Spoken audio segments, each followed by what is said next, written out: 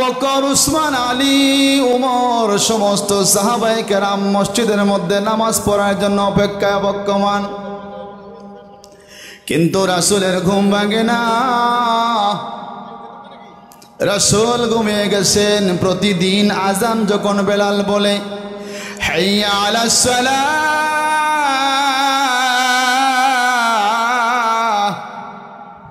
হাইয়া আলাল ফালাহ,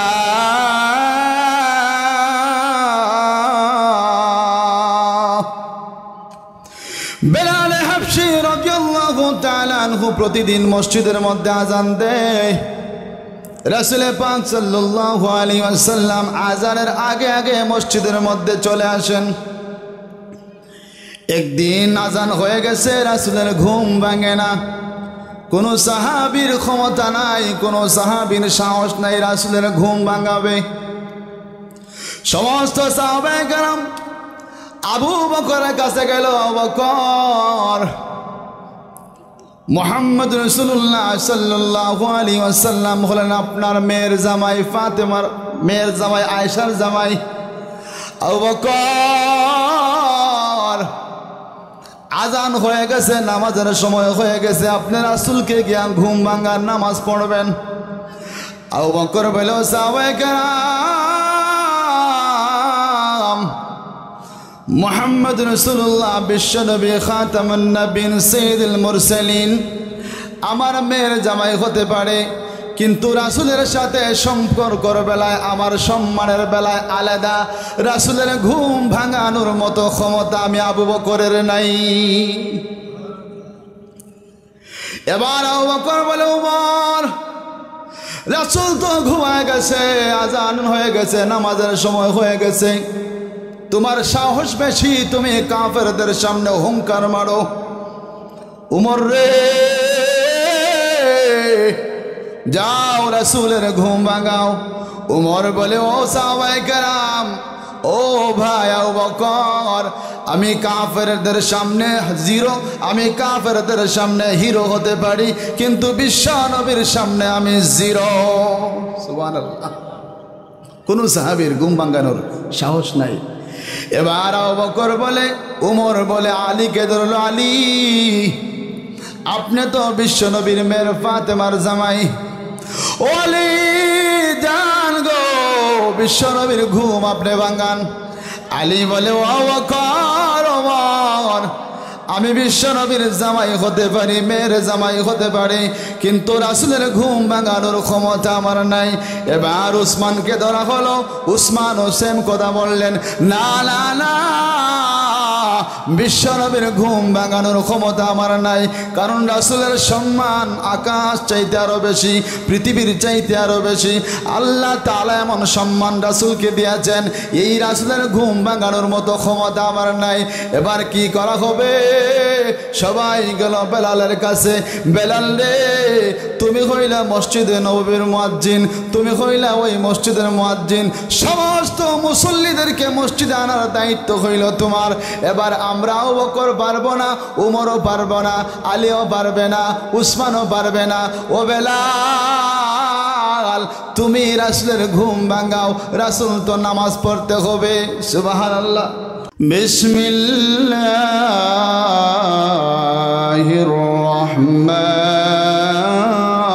রহমানির রহিম।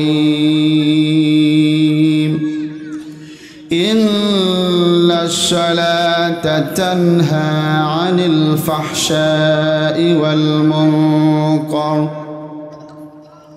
وقال النبي صلى الله عليه وسلم الصلاة مفتاح الجنة. صلى الله على سيدنا ومولانا محمد وعلى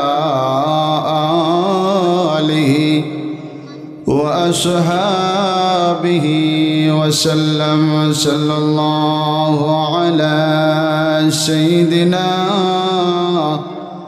ومولانا محمد وعلى آله وأصحابه وسلم بلغ العلا بكماله كشف الدجى بجماله حسنت جميع خصاله صلوا عليه وعليه لا إله إلا الله সবাই لا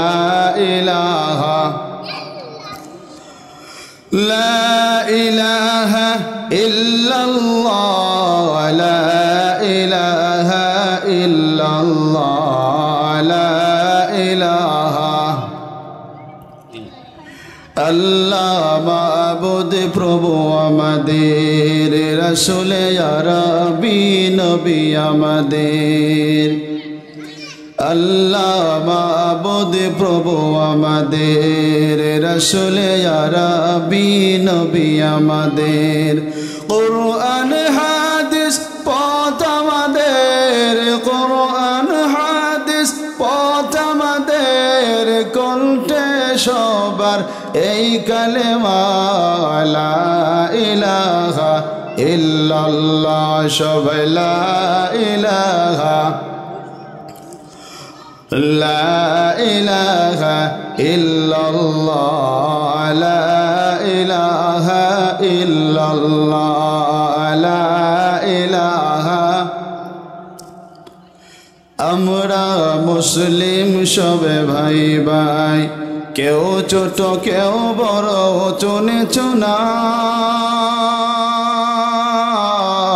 আমরা মুসলিম সবে ভাই ভাই কেউ ছোট কেউ বড় চুনে চুনাই জালেমের সাথে করব লড়াই জালেমের সাথে করব লড়াই উড়াব পতাকা এক কালেমার লা ইলাহা ইল্লাল্লাহ জোরে লা ইলাহা لا إله إلا الله لا إله إلا الله لا إله إلا الله لا إله إلا الله محمد رسول الله صلى الله عليه وسلم ইলামনগর ইখওয়ানুল মুসলিমিন যুব সংঘ ও মসজিদের উদ্যোগে আজকের তাফসীরুল কোরআন মাহফিলের উপস্থিত সম্মানিত সভাপতি উপস্থিত প্যান্ডেলের নিচে বসা পৃথ্বী সমতুল্য শ্রদ্ধাভাজন ওলামায়ে কেরাম সহ মাইকের আওয়াজ যতদূর পর্যন্ত পৌঁছে ওই স্থান অবস্থানরত আমার পর্দাসীন মা ও বোনেরা মহান আল্লাহ তাআলার দরবারে হৃদয়ের গহীন থেকে শুকরিয়া আদায় করি যিনি আমাদেরকে আজকের এই মাহফিলে আসার বসার তৌফিক দান করেছেন। এই জন্য হৃদয়ের গহীন থেকে জুড়ে সুরে কালিমাত শুকরিয়া আদায় করি, সকলে বলি আলহামদুলিল্লাহ। কোরআনের মাহফিল, এই মাহফিল ছোট কোনো বিষয় নয়, অনেক বড়। এইখানে যারা এই মাহফিলের প্যান্ডেলের ভিতরে সামিয়ানার ভিতরে বসে তারাও অনেক ভাগ্যবান, অনেক মর্যাদাবান। আল্লাহ তাআলার কাছে তাদের অনেক গুরুত্ব আছে। যারা বাড়িতে আসে আর যারা প্যান্ডেলের নিচে আসে তারার মধ্যে পার্থক্য আছে কিনা? নাই, আছে। রাসূল সাল্লাল্লাহু আলাইহি ওয়াসাল্লাম বলেন, যেখানে কোরআন এবং হাদিসের আলোচনা করা হয় এই জায়গার চতুর্দিকে ফেরেশতারা, রহমতের ফেরেশতারা বেষ্টনী দিয়া রহমত নাজিল করতে থাকে। বলি সুবহানাল্লাহ। তাহলে আমরা যারা প্যান্ডেলের নিচে বসা, রাসূলের ভাষ্য অনুযায়ী আমাদের চতুর্দিকে রহমতের ফেরেশতা আছে কিনা? নাই, অবশ্যই আছে। তো অনেক মানুষ আছে যারা বর্তমান সময়ে অসুস্থ, বড় বড় হসপিটালের মধ্যে চিকিৎসাধীন অবস্থায়, আলচার, ক্যান্সার, ডায়াবেটিক্স, মাথা ফাটা, পা ফাটা, কত ধরনের রোগ, স্ট্রোক সহ, আল্লাহ চাইলে তো আমাদেরকেও হসপিটালে রাখতে পারতেন কিনা? পারতেন না? অবশ্যই পারতেন। আল্লাহ তাআলার দয়া করে, মায়া করে, স্নেহ করে, আদর করে, মহব্বত করে, ভালোবেসে এই কোরআনের বাগানে আলোচনার মজলিসে আসার বসার তৌফিক দিয়েছেন। এই জন্য আবারও বলি আলহামদুলিল্লাহ। সম্মানিত হাজরিনে কেরাম, আমি আপনাদের সামনে মহাগ্রন্থ আল কোরআনুল কারীম থেকে একখানা আয়াত তেলাওয়াত করেছি। আয়াতের অংশ রাসূল পাক সাল্লাল্লাহু আলাইহি ওয়াসাল্লামের অসংখ্য গণিত হাদিসের ভান্ডার থেকে একখানা হাদিস পাঠ করেছি। সময় অল্প, এই অল্প সময়ের ভিতরে আপনাদের সামনে কোরআন এবং হাদিসকে সামনে রেখে কিছু কথা বলবো। যদি আল্লাহ তাআলা তৌফিক দান করেন, আল্লাহ তাআলা আমাকে বলার, আপনাদেরকে শোনার তৌফিক দান করুন। সকলে বলেন আমিন। দেখেন, আমরা হলাম বিশ্ব নবীর শ্রেষ্ঠ নবীর শ্রেষ্ঠ উম্মত। আমাদের পরে আর কোনো উম্মত আসবে না। আর অতীতে যারা নবী, রাসূল, পয়গম্বর যারা এসেছিলেন, তারাও আমাদের নবীর মতো সম্মানিত ছিলেন না, নাকি আমাদের মতো সম্মানিত ছিলেন? আমরা যারা আছি একটু সামনে আগায় বসে, কাছে এসে বসে, ভাই কাছে আসলে কথা বললে, আওয়াজ দিলে একটু ভালো লাগে।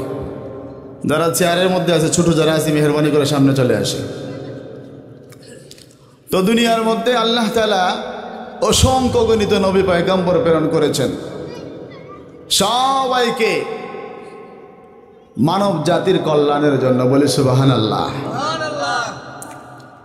আমাদের নবী মুহাম্মদ রাসূলুল্লাহ সাল্লাল্লাহু আলাইহি ওয়াসাল্লাম দুনিয়াতে আগমন করেছেন আমাদের হেদায়েত কিভাবে পাবো, কিভাবে হেদায়েত পাবো, সেই রাস্তা আমাদেরকে দেখায় দিয়েছেন। রাসূল পাক সাল্লাল্লাহু আলাইহি ওয়াসাল্লাম আম্মা জান আয়েশা রাদিয়াল্লাহু তাআলা আনহাকে বলেন, ও আয়েশা, কাল হাসরের ময়দানে, কিয়ামতের মাঠে, হাসরের মাঠে আমি আমার উম্মতদেরকে দেখে দেখে তুলে তুলে জান্নাতে নিয়ে যাব। সুবহানাল্লাহ। আম্মা জান আয়েশা রাদিয়াল্লাহু তাআলা আনহা বলেন, ওগো আল্লাহর হাবিব, কিয়ামতের মাঠে, হাসরের মাঠে অসংখ্য গণিত নবী থাকবে।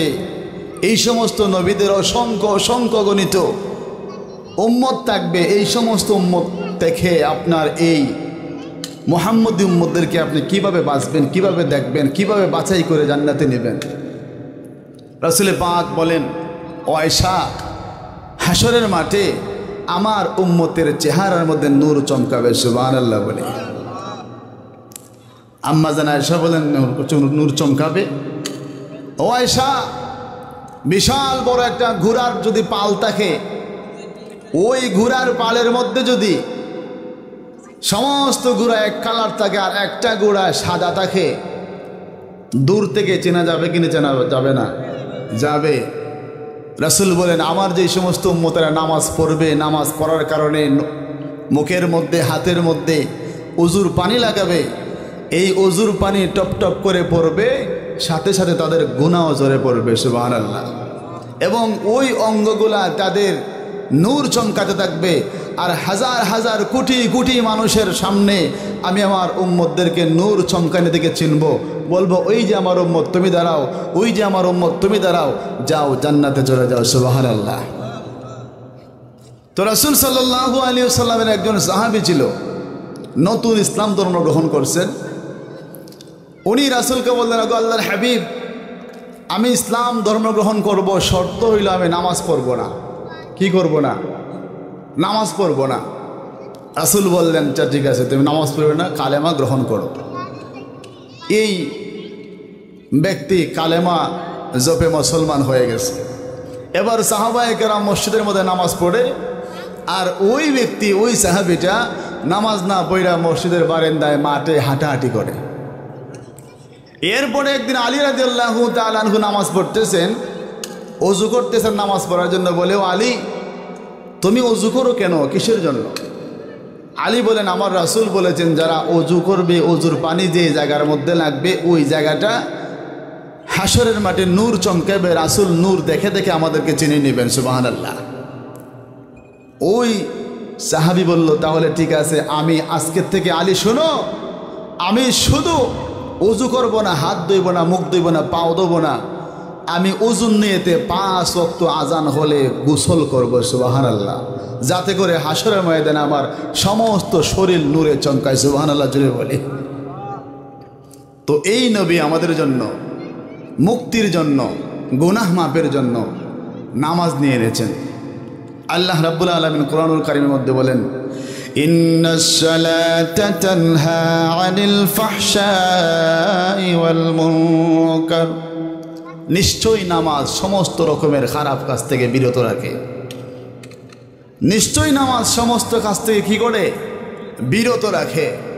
নামাজ যে ব্যক্তি পড়ে সঠিকভাবে যেই ব্যক্তির নামাজ আদায় হবে ওই ব্যক্তির দ্বারা কখনো খারাপ কাজ সংগঠিত হওয়ার সম্ভাবনা নাই। এখন আমাদের সমাজে যারা আমরা খারাপ কাজের মধ্যে লিপ্ত আছি, নামাজও পড়ি সুদ খাই, নামাজও পড়ি ঘুষ খাই, নামাজও পড়ি বেগানা নারীর দিকে খারাপ দৃষ্টিতে তাকাই, তাহলে বলবেন হুজুর তারাও তো নামাজে পড়ে, তারা কিভাবে পাপ করে? আমি বলবো তাদের নামাজ নামাজের মতো হয় নাই। রাসূল পাক সাল্লাল্লাহু আলাইহি ওয়াসাল্লাম বলেন, যেই সমস্ত মানুষের নামাজটা সঠিকভাবে হয় না, ফেরেশতারা একটা গামছাকে মুড়াইয়া যেভাবে ছুঁড়ে মারে ঠিক তেমনিভাবে তার চেহারার মধ্যে যে নামাজটা অপছন্দীয় নামাজটাকে তার চেহারার মধ্যে ছুঁড়ে মারে। বলি নাউজুবিল্লাহ। ইসলামের প্রথম যুগে যখন নামাজ আরম্ভ হইল, আজান কিভাবে হবে রাসূল পাক সাল্লাল্লাহু আলাইহি ওয়াসাল্লাম সাহাবীদেরকে নিয়ে পরামর্শ করলেন। আজান দেওয়ার সিস্টেম চালু হলো। একদিন বিশ্বনবী মুহাম্মদ রাসূলুল্লাহ সাল্লাল্লাহু আলাইহি ওয়াসাল্লাম ঘুমিয়ে আছেন, হঠাৎ করে ফজরের রক্ত চলে যায়, আজান হয়ে গেছে মসজিদে নববীতে, বেলাল আজান দিয়ে দিছে, কিন্তু রাসূলের ঘুম তো আর ভাঙে না। এদিকে নামাজের সময় হয়ে গেছে, নামাজের সময় চুই চুই অবস্থা। বিশ্বনবী সাল্লাল্লাহু আলাইহি ওয়াসাল্লাম, আবু বকর, উসমান, আলী, উমর সমস্ত সাহাবায়ে কেরাম মসজিদের মধ্যে নামাজ পড়ার জন্য অপেক্ষায় অবক্যমান, কিন্তু রাসূলের ঘুম ভাঙে না। রাসূল ঘুমিয়ে গেছেন। প্রতিদিন আজান যখন বেলাল বলে হাইয়া আলাস সালাহ,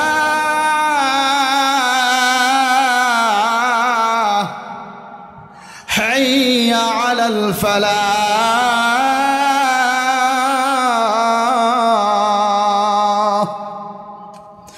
বেলাল হাবশী রাদিয়াল্লাহু তাআলা আনহু প্রতিদিন মসজিদের মধ্যে আজান দেয়। রাসূল পাক সাল্লাল্লাহু আলাইহি ওয়াসাল্লাম আজানের আগে আগে মসজিদের মধ্যে চলে আসেন। একদিন আজান হয়ে গেছে, রাসূলের ঘুম ভাঙে না। কোনো সাহাবীর ক্ষমতা নাই, কোনো সাহাবীর সাহস নাই রাসূলের ঘুম ভাঙাবে। সমস্ত সাহাবায়ে কেরাম আবু বকরের কাছে গেল, আবু বকর, মুহাম্মদ রাসূলুল্লাহ সাল্লাল্লাহু আলাইহি ওয়াসাল্লাম হলেন আপনার মেয়ের জামাই, ফাতেমার মেয়ের জামাই, আয়েশার জামাই। আবু বকর, আজান হয়ে গেছে, নামাজের সময় হয়ে গেছে, আপনি রাসূলকে গিয়া ঘুম ভাঙার নামাজ পড়বেন। আবু বকর বলল, সাহাবায়ে কেরাম, মুহাম্মদ রাসূলুল্লাহ বিশ্বনবী খাতামুন নবীন সাইয়্যিদুল মুরসালিন আমার মেয়ের জামাই হতে পারে, কিন্তু রাসূলের সাথে সম্পর্কের বেলায় আমার সম্মানের বেলায় আলাদা। রাসূলের ঘুম ভাঙানোর মতো ক্ষমতা আমি আবু বকরের নাই। এবার আবু বকর বলে, ওমর, রাসূল তো ঘুমায় গেছে, আজান হয়ে গেছে, নামাজের সময় হয়ে গেছে, তোমার সাহস বেশি, তুমি কাফেরদের সামনে হুঙ্কার মারো। উমর রে, যাও রাসূলের ঘুম ভাঙাও। উমর বলে, ও সাহাবায়ে কেরাম, ও ভাই আবু বকর, আমি কাফেরদের সামনে জিরো, আমি কাফেরদের সামনে হিরো হতে পারি, কিন্তু বিশ্ব নবীর সামনে আমি জিরো। সুবহানাল্লাহ। কোন সাহাবীর ঘুম ভাঙানোর সাহস নাই। এবার আবু বকর বলে, উমর বলে আলীকে ধরলো, আলী আপনি তো বিশ্ব নবীর মেয়ের ফাতেমার জামাই, ও আলী জান গো, বিশ্ব নবীর ঘুম আপনি ভাঙান। আলী বলে, ও আবু বকর, ওমর, আমি বিশ্ব নবীর জামাই হতে পারি, মেয়ের জামাই হতে পারি, কিন্তু রাসূলের ঘুম ভাঙানোর ক্ষমতা আমার নাই। এবার উসমানকে ধরা হলো। উসমানও সেম কথা বললেন, না না না, বিশ্ব নবীর ঘুম ভাঙানোর ক্ষমতা আমার নাই, কারণ রাসূলের সম্মান আকাশ চাইতে আরো বেশি, পৃথিবীর চাইতে আরো বেশি।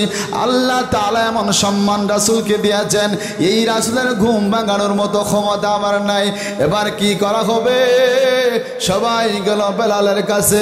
বেলাল রে, তুমি হইলা মসজিদে নববীর মুয়াজ্জিন, তুমি হইলা ওই মসজিদের মুয়াজ্জিন, সমস্ত মুসল্লিদেরকে মসজিদে আনার দায়িত্ব হইল তোমার।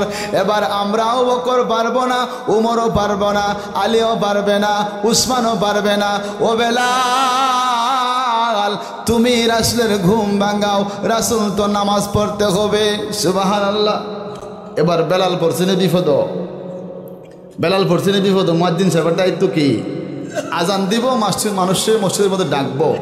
বেলাল হাবশী রাদিয়াল্লাহু তাআলা চিন্তায় পড়ে গেলেন, আমি এখন কিভাবে নামাজের মধ্যে রাসূলকে কিভাবে আনি, এত আরামের ঘুম কিভাবে ভাঙ্গাই? আমারও তো সাহস নাই, কিন্তু ঘুম না ভাঙ্গায় এত কোনো উপায়ও নাই। বেলাল হাবশী রাদিয়াল্লাহু তাআলা আনহু বিশ্বনবী সাল্লাল্লাহু আলাইহি ওয়াসাল্লামের ঘরের চতুর্দিকে হাঁটাহাঁটি করে, সাহস নাই কি নামে রাসূলকে ডাকবে, কোন নামে রাসূলকে ডাকবে, সাহস নাই। এবার বেলালের মনের মধ্যে একটা শব্দ জাগ্রত হলো, জোরে বলে সুবহানাল্লাহ। বেলাল হাবশী রাদিয়াল্লাহু তাআলা আনহু রাসূলের নাম ধরে নারাইকা বলে, আসসালাতু খায়রুম মিনাল নাওম, আসসালাতু খায়রুম মিনান নাওম। ঘুম থেকে নামাজ বলো, ওই কথা রাসূলের কানের মধ্যে পৌঁছতে দেরি হয়েছে, রাসূলের আরামের ঘুম ভাঙতে দেরি হয় নাই। এবার রাসূল নামাজে আসলেন, মসজিদের মধ্যে নামাজ পড়লেন। আসসালাতু খায়রুম মিনান নাওম অর্থ হইল ঘুমের চাইতে নামাজ ভালো, ঘুমের চাইতে নামাজ শ্রেষ্ঠ, উত্তম। এই শব্দ আগে ছিল না। যেদিন বেলালে হঠাৎ করে মনের মধ্যে আসছে এখন যে ফজরের নামাজের সময়, প্রতিটা মসজিদের মধ্যে এই শব্দ হয় কি না হয় না, মুয়াজ্জিন সাহেব 4 ওয়াক্ত নামাজের মধ্যে হাইয়া আলাস সালাহ হাইয়া আলাল ফালাহ হইয়া আল্লাহু আকবার, আর শুধু ফজরের নামাজে আসসালাতু খায়রুম মিনান নাওম বলা হয়।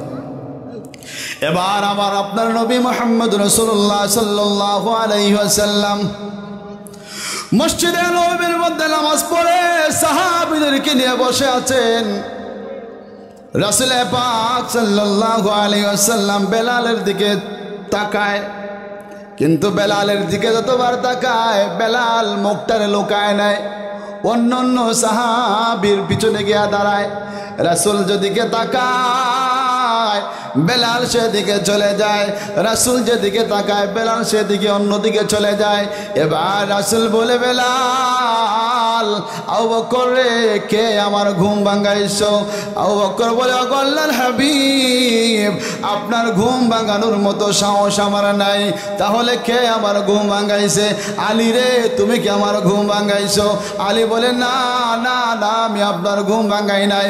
ওসমান, ওমর, তুমি কি আমার ঘুম ভাঙাইছো?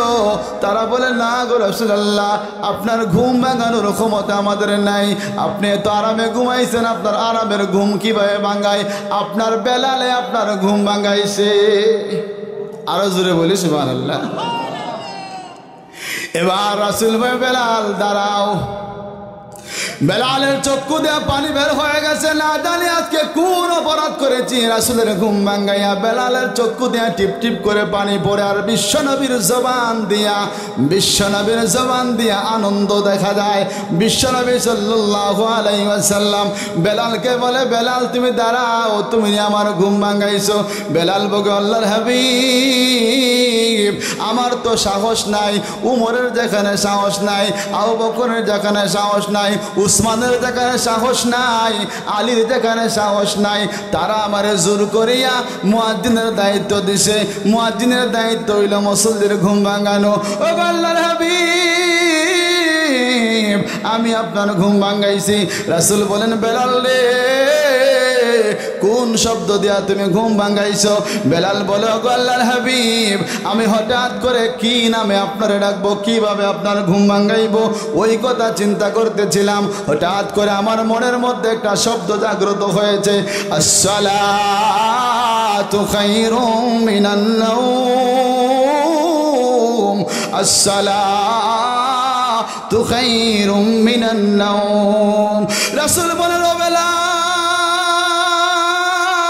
তোমার আসসালাতু খায়রুম মিনান নাওম শব্দটা আমার কাছে তো ভালো লাগছে, আল্লাহ রাব্বুল আলামিনের কাছেও ভালো লাগছে। আল্লাহ রাব্বুল আলামিন জিবরাইলে পাঠাইয়া আমার কাছে বলে দেওয়া হয়েছে, ওগো আল্লাহর হাবিব আপনার বেলাল যেভাবে আসসালাতু খায়রুম মিনান নাওম ফজরের নামাজে বলেছে, আজ থেকে নিয়ে কিয়ামত পর্যন্ত আপনার যত উম্মত দুনিয়াতে আগমন করবে সমস্ত উম্মতের জন্য ফজরের নামাজে আসসালাতু খায়রুম মিনান নাওম যুক্ত করে দিলাম। আল্লাহ বলেন, ও নবী কিয়ামত পর্যন্ত যত উম্মত আসবে আপনার সমস্ত উম্মতের জন্য কিয়ামত পর্যন্ত আসসালাতু খায়রুম মিনান নাওম, ঘুম চাইতে নামাজ উত্তম, ঘুমের চাইতে নামাজ উত্তম, এই শব্দটা লাগায় দিবেন। এখন আমাদের মসজিদের মধ্যে মুয়াজ্জিন সাহেব এই শব্দ বলে কিনা বলে না? বলে। তাইলে ঘুম চাইতে নামাজ উত্তম, আমরা কি এই উত্তম শব্দের সাড়া দেই? এলাকার মধ্যে যদি মানুষ থাকে 1000 2000, ফজরের নামাজে মসজিদের মধ্যে মানুষ হলো 60 জন 8 জন। কয়জন? 8 জন না 7 জন? বড় জোর 1 কাতার 2 কাতার, জানি না আপনাদের এলাকার অবস্থা কি, এর চাইতে ভালো অবস্থা হতে পারে। কিন্তু রাসূল সাল্লাল্লাহু আলাইহি ওয়াসাল্লাম উম্মতে মুহাম্মদের জন্য এমন একটা প্রেসক্রিপশন দেয়া গেছেন, যেই জিনিসটা রাসূল সাল্লাল্লাহু আলাইহি ওয়াসাল্লাম আমাদের জন্য উপহার হিসাবে মেরাজ যেদিন গমন করেছিলেন আল্লাহ তাআলার পক্ষ থেকে এনেছিলেন, বলি সুবহানাল্লাহ। রাসূল সাল্লাল্লাহু আলাইহি ওয়াসাল্লাম আমাদের জন্য নামাজ আনলেন মুক্তির জন্য। কেন আনলেন? রাসূল বলেন যে আমার উম্মত যারা নামাজ পড়বে তাদের দ্বারা কোনোদিন খারাপ কাজ হবে না, ভালো কাজ হবে। রাসূল পাক সাল্লাল্লাহু আলাইহি ওয়াসাল্লামের সাহাবী, আজকে ভাই আমাদের ধন সম্পদ টাকা পয়সা অভাব নাই, কিন্তু নামাজের কোনো খবর নাই। আজকে যার একটা গাড়ি আছে সে আরো 3টা গাড়ির মালিক হইতে চায়, যার একটা বাড়ি আছে সে আরো আজমিরিগঞ্জ বাজারের মধ্যে 2টা গাড়ির মালিক হইতে চায়, 2টা বাসার মালিক হইতে চায়। ঠিক কিনা? ঠিক না? আজকে যেই সমস্ত মানুষের একটা গাড়ি আছে সে 2টা গাড়ি চায়, একটা বাড়ি আছে 3টা বাড়ি চায়, 1 জায়গা যার আছে সে আরো 10 জায়গা চায়। এমনও মানুষ আছে বলে আমার সন্তানটারা যদি বিদেশ পাঠাইতে পারি তাহলে আর আমার কোনো চিন্তা নেই, মইরা গেল আমি শান্তি পাইব না, আউযুবিল্লাহ। বলে কি যে আমার বড় ছেলেটারে দুবাই পাঠাইছি, আর ছোট ছেলেটারে যদি কোনো রকম আমি লন্ডন আমেরিকা পাঠাইতে পারি তাহলে আমার আর কোনো চিন্তা নাই। আর বলে তার কোনো চিন্তা নাই, অথচ দুনিয়ার থেকে তার চলে যাওয়ার সময় হয়ে গেছে, দুনিয়ার থেকে চলে যাওয়ার সময় তার ঘনিয়ে আসছে। দুনিয়ার থেকে চলে যাওয়ার পরে খবরের মধ্যে কি অবস্থা হবে, কবরের মাল সামান কি নিয়ে গেল, এই কথার কোনো চিন্তা নাই। বিশ্বনবী রহমাতুল বিশ্বনবী জনাবে মুহাম্মদ রাসূলুল্লাহ সাল্লাল্লাহু আলাইহি ওয়াসাল্লামের সাহাবী আব্দুল্লাহ আনসারী রাদিয়াল্লাহু তাআলা আনহু প্রতিদিন মসজিদের মধ্যে নামাজ পড়ে। বিশ্বনবীর সাহাবী আব্দুল্লাহ আনসারী নামাজ পড়ে, মসজিদের থেকে হঠাৎ করে নামাজ শেষ হয় আর বাড়ির মধ্যে চলে যায়। সাহাবায়ে কেরাম রাদিয়াল্লাহু তাআলা আনহু আজমাইন কয়েকদিন লক্ষ্য করলেন প্রতিদিন নামাজ ফরজ পড়ে আব্দুল্লাহ আনসারী নামাজ শেষ হওয়ার সাথে সাথে বাড়িতে চলে যায়। সাহাবায়ে কেরাম রাসূলের কাছে নালিশ করলেন, আল্লাহর নবী গো, আপনার সাহাবী আব্দুল্লাহ আনসারী প্রতিদিন নামাজ পড়ে বাড়িতে চলে যায়, আমরা আপনার পাশে বসি আপনার সাথে কথা বলি, আপনার আমল আখলাক আমরা আমাদেরকে যারা আপনি বলেন আমল আখলাক আপনি আমাদেরকে বলে দেন, আমরা তা গ্রহণ করি, কিন্তু আপনার সাহাবী আব্দুল্লাহ আনসারী প্রতিদিন নামাজ পড়ে বাড়িতে চলে যায়, আপনার কাছে বসে না। ওগো আল্লাহর হাবিব, আপনার সাহাবীর কি হইল জানতে চাই। রাসূল বলে, রে আমার সাহাবায়ে কেরাম, আমার আব্দুল্লাহ আনসারীরে তোমরা কেউ কষ্ট দিছনি, আব্দুল্লাহ আনসারীর সাথে কোনো ঝগড়া করছনি?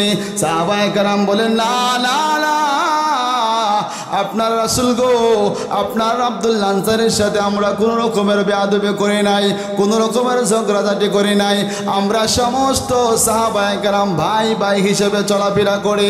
রাসূল বলেন, ও আমার সাহাবায়ে কেরাম, তাহলে ঠিক আছে, আমি আগামীকাল আমার আব্দুল্লাহ আনসারী কেন নামাজ পড়ে মসজিদ থেকে তাড়াতাড়ি বাড়ি চলে যায় সেটা দেখবো। সুবহানাল্লাহ। এবার রাসূল ফজরের নামাজ পড়া হাঁটতে হাঁটতে হাঁটতে হাঁটতে আব্দুল্লাহ আনসারীর বাড়িতে চলে গেলেন। আব্দুল্লাহ আনসারীর বাড়িতে চলে গিয়া রাসূল দরওয়াজার সামনে দাঁড়াইয়া আব্দুল্লাহ আনসারীর সালাম দিলেন। ঘরের মধ্যে থেকে কোনো আওয়াজ আসে না। হঠাৎ করে রাসূল মনে করলেন আব্দুল্লাহ আনসারী ঘরের ভিতরে হয়তো নাই, তিনি ফিরে চলে আসতেছেন। হঠাৎ করে আব্দুল্লাহ আনসারী দরওয়াজা খুইলা বলে, আসসালাতু ওয়াসসালামু আলাইকা ইয়া রাসূলুল্লাহ, আসসালাতু ওয়াসসালামু আলাইকা ইয়া হাবিবাল্লাহ, আসসালাতু ওয়াসসালামু আলাইকা ইয়া সাইয়্যিদুল মুরসালিন, আসসালাতু ওয়াসসালামু আলাইকা ইয়া রাহমাতাল লিল আলামিন। জোরে বলে সুবহানাল্লাহ। ওগো আল্লাহর হাবিব, আমি গরিব সাহাবীর বাড়িতে আপনি এসেছেন গো, আপনারে বসতে দিব কোথায়, কি খেতে দিব, কেমন আপনাকে আমরা আপ্যায়ন করব? রাসূল বলে, আব্দুল্লাহ রে, তোমার কাছে আমি খেতে আসি নাই, তোমার বাড়িতে আমি বসতে আসি নাই, আমি শুনেছি নামাজ পড়ে প্রতিদিন মসজিদ থেকে তুমি সবার আগে আগে বাড়িতে চলে যাও। ও আব্দুল্লাহ, আমি কি কখনো তোমারে কোনো কষ্ট দিয়েছি? আমার কথায় কি তুমি কখনো কষ্ট পেয়েছো? আব্দুল্লাহ আনসারী রাদিয়াল্লাহু তাআলা আনহু বিশ্বনবী কথার শোনার সাথে সাথে কেঁদে দিলেন, চোখ দিয়া পানি পড়তেছে। এবার বলে, ওগো আল্লাহর হাবিব, আপনার জন্য আমার জান কুরবান, আপনার জন্য আমার জীবন কুরবান, আপনার জন্য আমার সব কিছু কুরবান। আল্লাহর হাবিব গো, আপনি তো আমার কোনো কষ্ট দেন নাই, তাহলে কেন রে আব্দুল্লাহ আনসারী প্রতিদিন নামাজ পড়ে অন্যান্য সাহাবীরা মসজিদের মধ্যে বসে থাকে, তুমি কেন প্রতিদিন নামাজ পড়ে তাড়াতাড়ি বাড়িতে চলে আসো? ঘটনা কি, কাহিনী কি, তুমি আমার খুলে বলো। আব্দুল্লাহ আনসারী বলো, আল্লাহর হাবিব, আমি আপনার গরিব সাহাবী, আমি একদম দুর্বল সাহাবী, এক বেলা খেতে পারলে আরেক বেলা খেতে পারি না, এক বেলা কাপড় পরতে পারলে আরেক বেলা পরতে পারি না। ও আল্লাহর হাবিব, আমার বাড়ির মধ্যে, আমার ঘরের মধ্যে মাত্র একখানা কাপড়, আমি যখন পড়ি আমার স্ত্রী তাকে উলঙ্গ, আমার স্ত্রী যখন পরে আমি তাকে উলঙ্গ। ও আল্লাহর হাবিব, আপনি যখন মসজিদের মধ্যে নামাজ পড়েন, আমি যখন মসজিদে নবীর মধ্যে নামাজ পড়তে যাই, তখন আমার ঘরের ভিতরে একটা গর্ত কইরা রাখছি, এই গর্তের মধ্যে আমার স্ত্রীর উলঙ্গ কইরা রেখে যাই, আমি আমার স্ত্রীর কাপড় পরে আমি নামাজের মধ্যে যাই। আবার কেন আমি মসজিদ থেকে নামাজ পড়ে তাড়াতাড়ি চলে আসি, এই জন্য আমি তাড়াতাড়ি চলে আসি যাতে করে নামাজের রক্ত চলে না যায়। আমি মসজিদ থেকে দৌড়ে এসে আমি আমার কাপড়টা আমার স্ত্রীরে পরাইয়া আমি গর্তের মধ্যে বসে থাকি, আর এই কাপড় পরে আমার স্ত্রী নামাজ পড়ে। ও মুসলমান ভাইয়ের আমার, শোনো, আজকে তোমাদেরকে যদি বলি ভাই নামাজ পড়ো নামাজ পড়ো, তোমরা বলো কাপড়ের মধ্যে সমস্যা। হুজুর, প্রস্রাব করে দিছিলাম, প্রস্রাবের ছিটা পড়ে গেছে। হুজুর, ছেলেটারে কুলের মধ্যে নিছিলাম, ছেলে প্রস্রাব করে দিছে, পায়খানা করে দিছে। ও ও ভাইয়েরা আমার, কালকে আমাদের ময়দানে যখন হাসরের মাঠে আল্লাহ রাব্বুল আলামিনের সামনে তুমি দাঁড়াইবা, তুমি যখন বাহানা করবা আমার কাপড় বড় ছিল না, আমি নামাজ পড়তে পারি নাই, তখন যখন আব্দুল্লাহ আনসারী দাঁড়াইয়া প্রমাণ দিবেন, ওই দিন আমরা লজ্জায় মুখ দেখাতে পারবো না, ঠিক কিনা? আব্দুল্লাহ আনসারী রাদিয়াল্লাহু তাআলা আনহু নামাজ পড়বেন, কাপড় নাই, আর আমাদের ঘরের মধ্যে কাপড়, ডাবল টু ডাবল কাপড়, আল্লাহর মধ্যে কাপড়, বিটকিসের মধ্যে কাপড়, লাগেজের মধ্যে কাপড়, আল্লাহ আল্লাহ যা আছে ঘরের চতুর্দিকে কাপড়, তারপরে আমরা কি বলি, হুজুর নামাজ তো পড়তাম ঠিকই, ছেলেরাই প্রস্রাব কইরা দিছে, মেয়েটা প্রস্রাব কইরা দিছে, গেছলাম ওইদিকে হাঁটাতে, একটু নাপাকি আমার কাপড়ের মধ্যে লেগে গেছে। এই কথা বলে কি কিয়ামতের মাঠে আমরা মুক্তি পাবো? জোরে বলি পাবো কিনা? পাবো না। যদি না পেতে চাই তাহলে নামাজ পড়তে হবে কিনা? আল্লাহ রাব্বুল আলামিন কোরআনুল কারীমের মধ্যে বলে দিয়েছেন, ইন্নাস সালাতা তানহা আনিল ফাহশা, ফাহেশাত কাজ, ফাহশা সহজ ভাষায় যেটাকে বলা হয় মন্দ কাজ, বুরা কাজ, খারাপ কাজ। এখন আমরা যদি সঠিকভাবে নামাজ আদায় করতে পারি, আমাদের দ্বারা কখনো খারাপ কাজ হবে না। নামাজ পড়ে মিথ্যা কথা বলে এমন মানুষ আছে কিনা? আছে না? নামাজ পড়ে আপনাদের এলাকায় সুদও হয়, আছে কিনা? নাই। নামাজ পড়ে ঘুষও হয়, আছে কিনা? নাই। নামাজ পড়ে জমিনের মধ্যে গিয়ে আইল খাইটা নিজের জমিন বাড়ায়, এরকম আছে কিনা? নাই। তাহলে ও মুরব্বী, তুমি যে নামাজ পড়ো, তোমার নামাজ যে কবুল হইছে না তার প্রমাণ হইল তুমি নামাজ পড়াও খারাপ কাজ করো, তুমি নামাজ পড়াও গুনাহ করো, তুমি নামাজ পড়াও তোমার চরিত্র ঠিক রাখতে পারলে না, তোমার নামাজ দুনিয়ার মধ্যে কোনো কাজে আসলো না, আখিরাতের মধ্যে কোনো কাজে আসবে না। রাসূল যে বলেছেন, যে সমস্ত আমার উম্মতেরা নামাজ পড়বে তাদের চেহারার মধ্যে নূর চমকাবে। আমরা কে কে চাই হাত তুলে দেয়া বলি যে আমাদের চেহারার মধ্যে নূর চমকাবে ইনশাআল্লাহ? কে কে আমরা হাত তুলে দেয়া বলি?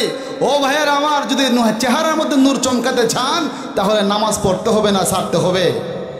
পড়তে হবে নাকি ছাড়তে হবে?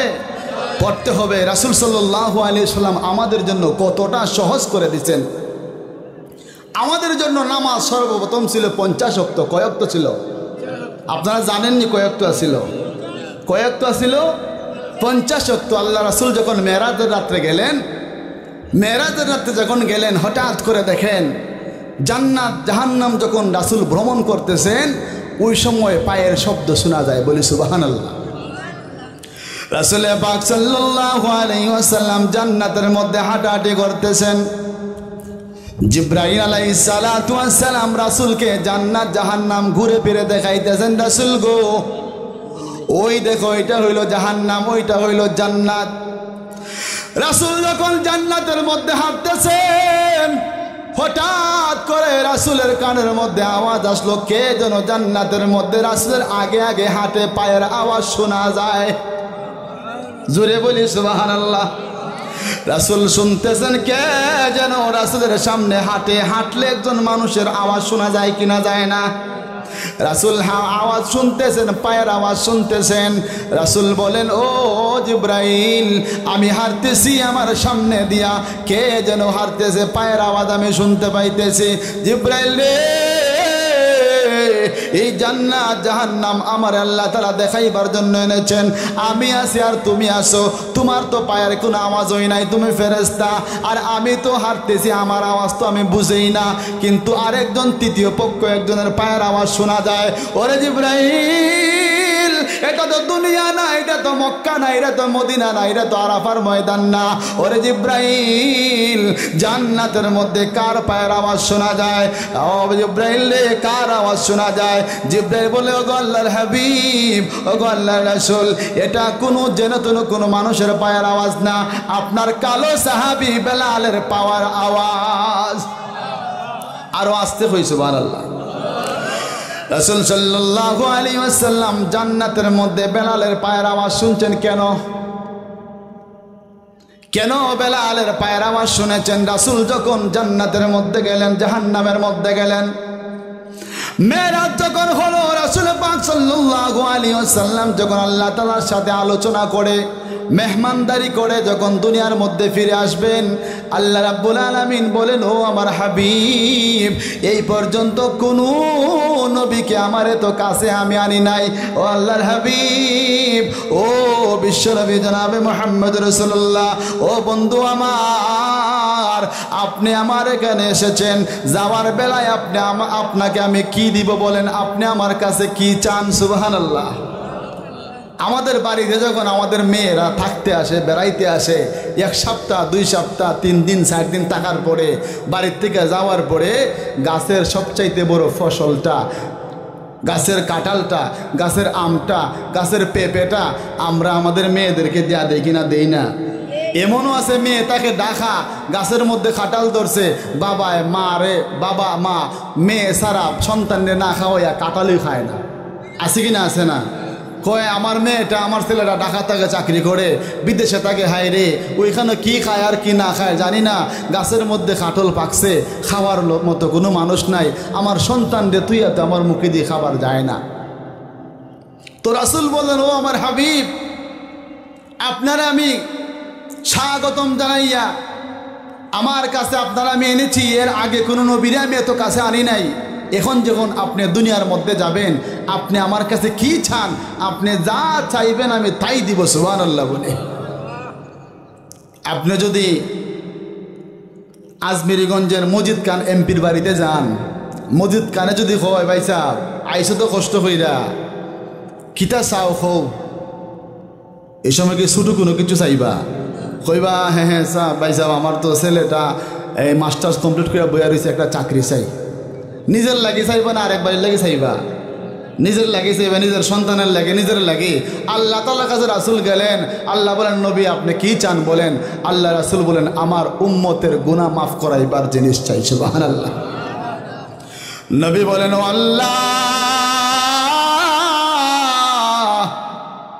আমার গুনাহগার উম্মতের জন্য আমি জিনিস চাই, আমার গুনাহগার উম্মতরা কিভাবে মাপ পাবে, ক্ষমা পাবে তা চাই। আল্লাহ বলেন, ও আমার হাবিব, আপনারে আমি 50 ওয়াক্ত নামাজ দান করলাম, আপনি ওই 50 ওয়াক্ত নামাজ দুনিয়ার মধ্যে গিয়ে আপনার উম্মতের মধ্যে, সাহাবীদের মধ্যে ঘোষণা করে দিবা, কিয়ামত পর্যন্ত 50 ওয়াক্ত নামাজ যারা পড়বে তাদের আমলনামার মধ্যে নেকি লেখা হবে। এই নামাজের বিনিময়ে আমি আল্লাহ তাআলা তাদের ভুল ভ্রান্তি মাফ করে দিব, সমস্ত গুনাহ মাফ করে দিব, সমস্ত পাপ মাফ করে দিব। মাফ তো করবই করবই, বাকি জিন্দেগির সমস্ত গুনাহ মাফ করে দিয়া আমি আল্লাহ রাব্বুল আলামিন তারে জান্নাতের পারমিশন দিয়া দিব। 50 ওয়াক্ত নামাজ সুবহানাল্লাহ কইলেছেন বাড়ির দ্বারও, এখন থেকে 5 ওয়াক্ত নামাজই পড়তে মন চায় না। রাসূল যখন 50 ওয়াক্ত নামাজ খুশি মনে, ও আল্লাহ আমার উম্মতদেরকে দিছে যাতে করে আমার উম্মতেরা গুনাহ করবে, আর নামাজ পড়া যখন আল্লাহর কাছে তওবা কান্নাকাটি করবে, আল্লাহ তাআলা এর বিনিময়ে মাফ করে দিবে। রাসূল যখন 50 ওয়াক্ত নামাজ নিয়ে খুশি মনে আসতেছেন, আসমানের মধ্যে, আকাশের মধ্যে হযরতে মূসার সাথে দেখা। সুবহানাল্লাহ। मूसा अलैहिस्सलातु वस्सलाम सलाम दिलेन, अस्सलातु वस्सलामु अलैका या रसूलल्लाह, अस्सलातु वस्सलामु अलैका या हबीबाल्लाह। ও আল্লাহর হাবিব বড় খুশি মনে যাইতেছেন, আল্লাহ আপনারে কি দিছে? রাসূল বলেন, ওগো মূসা, আমার আল্লাহ আমারে 50 ওয়াক্ত নামাজ উপহার দিছে, গিফট দিছে। সুবহানাল্লাহ। মূসা বলে, ও মুহাম্মদ রাসূলুল্লাহ, আমার উম্মতরা 2 ওয়াক্ত নামাজ পড়তে পারে নাই। ওগো মুহাম্মদ রাসূলুল্লাহ, আল্লাহ তাআলার কাছে যান গিয়া কিছু ওয়াক্ত নামাজ কমায় আনেন, কারণ দুনিয়ার মধ্যে 50 ওয়াক্ত নামাজ পড়তে পারবে না। কারণ হইল আপনার উম্মতরা থাকবে একদম দুর্বল, 60 বছর হায়াত পাবে, 70 বছর হায়াত পাবে। এই 60 বছর 70 বছর হায়াতের মধ্যে 50 ওয়াক্ত যদি প্রতিদিন 50 ওয়াক্ত হয়, তার নামাজ পড়বে কোন সময়, রুজু করবে কোন সময়, খাবে কোন সময়, গোসল করবে কোন সময়, তার নামাজ পড়তে পড়তে দিন রাত চলে যাবে। আল্লাহর কাছে গিয়া বলেন, আল্লাহ তাআলা যেন আপনারা কিছু নামাজ কমায় দেয়। হযরতে মূসা আলাইহিস সালাতু ওয়াস সালামের কথা শুনিয়া বিশ্বনবী আল্লাহ তাআলার কাছে আবার গেলেন, গিয়া বলেন, আল্লাহ মেহেরবানি করে কিছু নামাজ কমায় দেন, কিছু ইবাদত কমায় দেন। আল্লাহ 5 ওয়াক্ত নামাজ কমায় দিলেন, রইল কত? 45 ওয়াক্ত নিয়ে যখন আবার আসতেছেন, আল্লাহ বলেন ও আমার হাবিব 45 ওয়াক্ত নামাজ আপনারে দিলাম। রাসূল যখন নিয়ে আসতেছেন, মূসা বলে 45 ওয়াক্ত পারবে না, আপনি যান গো।